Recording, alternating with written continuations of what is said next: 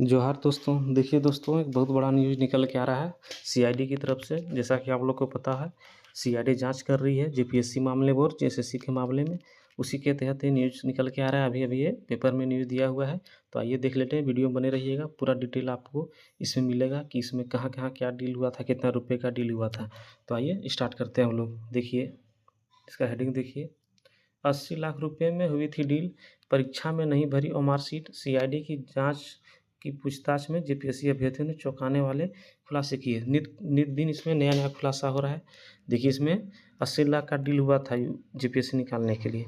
20 lakh PT के लिए, 40 lakh mains के लिए और फिर 20 लाख इंटरव्यू के लिए, यानी 80 लाख। तो आइए देखते हैं इसमें क्या है। देखिए, गिरफ्तार अभ्यर्थी सुमन सौरभ ने सीबीआई को बताया कि उसने 14वीं जेपीएससी परीक्षा में चयन के लिए एजेंट पवन को 16 लाख रुपए दिए थे। यह राशि 80 लाख रुपए के सौदे का हिस्सा थी, जिसके तहत पीटी और मार्कशीट खाली छोड़ने के बावजूद उसे पास कराया गया था। यानी पीटी पास कराने के लिए 20 लाख में डील हुआ था। देखिए, सीआईडी अब बैंक खातों की जांच कर रही है।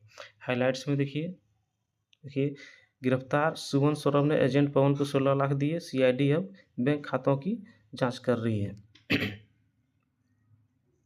वीडियो में बने रहिएगा आप लोग। अब देखिए डिटेल इसमें। देखिए, जेपीएससी मेगा घोटाले जांच कर रही सीआईडी ने गिरफ्तार अभ्यर्थी हजारीबाग के बड़कागांव निवासी सुमन सौरभ का भी बयान दर्ज किया है। उसने सीआईडी को बताया कि उसे 14वीं जेपीएससी परीक्षा को अंतिम रूप से चयन कराने के एवज में उससे 80 लाख रुपये पवन नामक एजेंट से सौदा किया था, जिसमें 20 लाख रुपये पीटी पहले, 40 लाख रुपये मुख्य परीक्षा के पहले व 20 लाख रुपये साक्षात्कार के पहले देना था। यानी टोटल 80 लाख रुपये में डील चल रहा था। बताइए कितना बड़ा धांधली चल रहा है।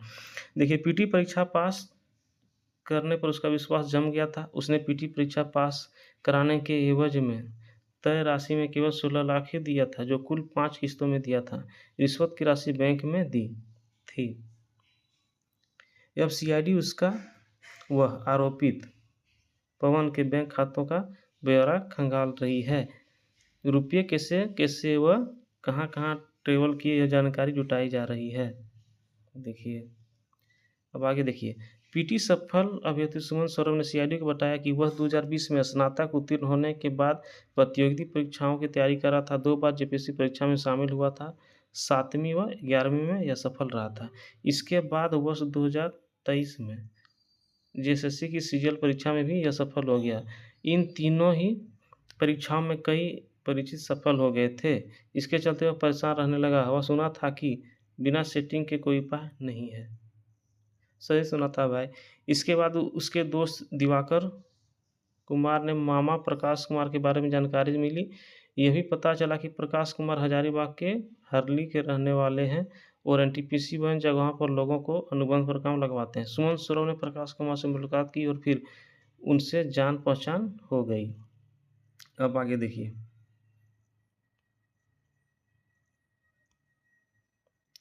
और फिर हुई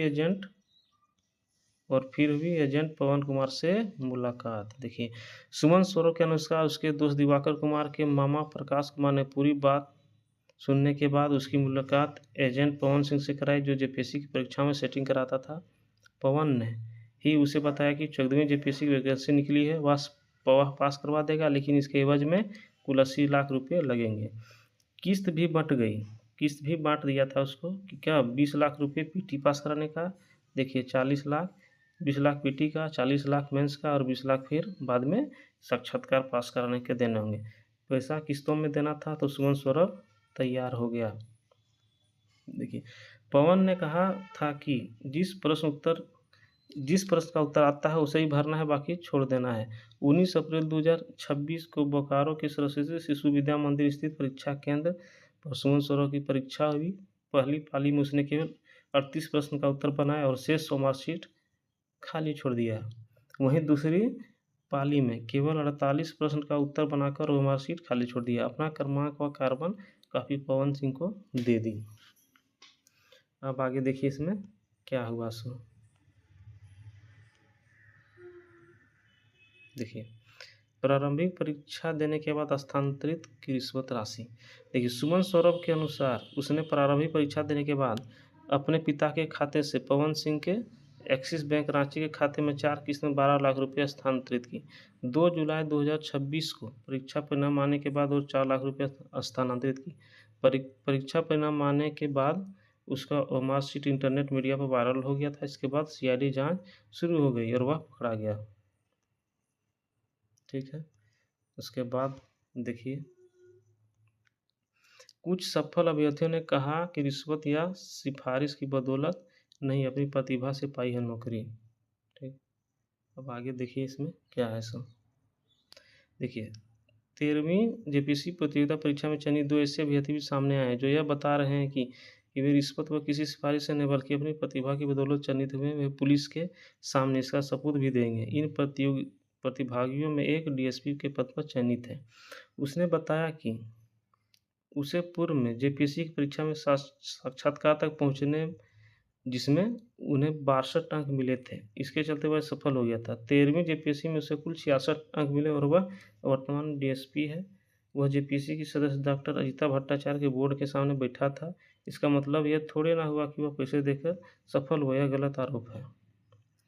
दूसरे सफल एक अन्य अभ्यर्थी ने भी अपनी प्रतिभा की बदौलत परीक्षा में सफल होने की बात कही है और अभय तिवारी के लगाए गए आरोपों को खारिज कर दिया है। गौरतलब है कि अभय तिवारी ने सीआईडी की पूछताछ में स्वीकार किया था कि 11वीं से 13वीं जेपीएससी सिविल सेवा प्रतियोगिता परीक्षा में जेपीएससी के सदस्य डॉक्टर अजिता भट्टाचार्य, डॉक्टर जमाल अहमद, तत्कालीन अध्यक्ष एल खियांगते आदि के सिंडिकेट ने सेटिंग कराकर 7 अभ्यर्थियों को साक्षात्कार में लाभ पहुंचाया था। देखिए, इसी प्रकार का धांधली चल रहा है झारखंड में। आपको पता ही होगा, न्यूज़ प्रतिदिन सुन ही रहे होंगे। तो यही था न्यूज़। उम्मीद करते हैं कि आप लोग को अच्छा लगा होगा न्यूज़ जान के और सोचने पर मजबूर भी हो गए होंगे कि कैसा कैसा यहाँ चल रहा है खेला, तो कैसे जेन्युइन कैंडिडेट का होगा। तो यही था न्यूज़। शेयर कर दीजिएगा और चौकन्ना रहिएगा। चलिए, धन्यवाद।